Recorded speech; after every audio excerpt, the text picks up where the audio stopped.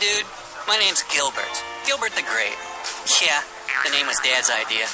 Anyway, today I'm going on an epic journey through the human body. So, you want to watch? The trip starts as the human heads to the office lunchroom, opens his lunchbox, and finds me in there. What else has he got here? A turkey sandwich, some yogurt. I see he's taking a bite of his sandwich. Oh, now it's my turn. He's popped me into his mouth. Oh, it's go time. Gotta be honest, it's pretty wet and warm in here. The mouth is the gateway to the digestive system.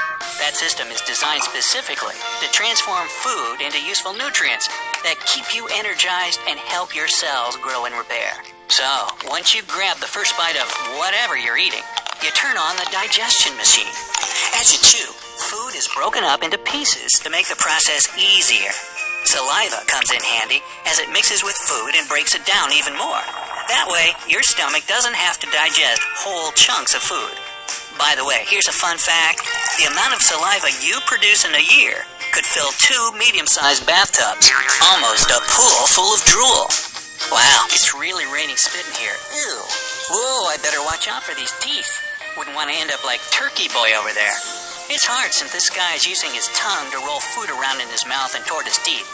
I really don't feel like becoming jam today, so I'm gonna just bypass all this chewing. Down the chute we go. Whee! We're now heading into the throat. They also call it the pharynx. Uh-oh, fork in the road. Which way do I go? Eeny, meeny, miny, mo. Looks like this way we must go. Hang on. Oh, I think I took a wrong turn. Why is everything shaking? Oh, poor human is coughing like crazy. Somebody give him a nice slap on the back. There we go, coming back up. Ooh, sorry, dude. Whew, that was close. Almost ended up in his lungs. That wouldn't be very good. All right, I'm back on the road, so let's give it another try. I've correctly turned into the swallowing tube that goes by the sophisticated name of esophagus. I like to call it the food chute, but it's a lot less spacey than I imagined. I'm kind of getting squished in here. Uh-oh, how do I keep going down? Oh, I see. The muscles in the walls of this guy's esophagus are squeezing behind me and relaxing in front of me. This is a process called peristalsis, and it's what moves me through your digestive system. A couple of seconds later, and we've now reached the end of the tunnel. There's a muscle here that opens up to let food into the stomach and keeps it from coming back out into the esophagus. It's kind of like the TSA in a way. Hey, I'm just a tourist here, sir. Please let me in. Yay! I've passed through the valve and into the stomach. It reminds me of a sack, and let me try those walls. Whoa, that's a strong one. It's all muscle. I'm not surprised, actually. The stomach holds, mixes, and grinds the food up into a mush, so it has to be pretty strong. Quite honestly, this doesn't look too... Oh my, what's that? Ow, that burns like crazy. Oh, hot. I gotta get out of this stomach acid or else I'll turn into liquid or paste like turkey sandwich over there. That's okay, I've come prepared. I brought this handy-dandy little device that'll encase me in a protective bubble. Your food usually doesn't have this, but hey, I got connections. It's classified. I just have to push this button. There. Now I can keep talking to you the whole way instead of turning into grape jelly. Next stop, the small intestine. This long-coiled snaky organ is made up of 3 sections. When I say long, I mean it. If you spread it out, which I don't recommend doing because you need it to be coiled and inside of you, you get a tube that's over 20 feet in length. Yep, that's as long as a giraffe is tall, all stuffed into your insides. I must say, it's pretty warm in here. Almost feels like a tropical resort. Except, I'm in an ocean of bile. Oh yeah, I'm protected in my little bubble. No worries. Bile is crucial to digest fat and take all the waste out of your blood. So be thankful your liver produces it. Your pancreas also helps the process with some good enzymes. And that thing over there that looks like a pear, that's the gallbladder. It's located under the liver and keeps bile in it until the right moment comes. Man, this thing really is coiled, huh? I'm getting kind of dizzy from the twists and turns. But no going back now. These contracting intestinal walls keep pushing me forward.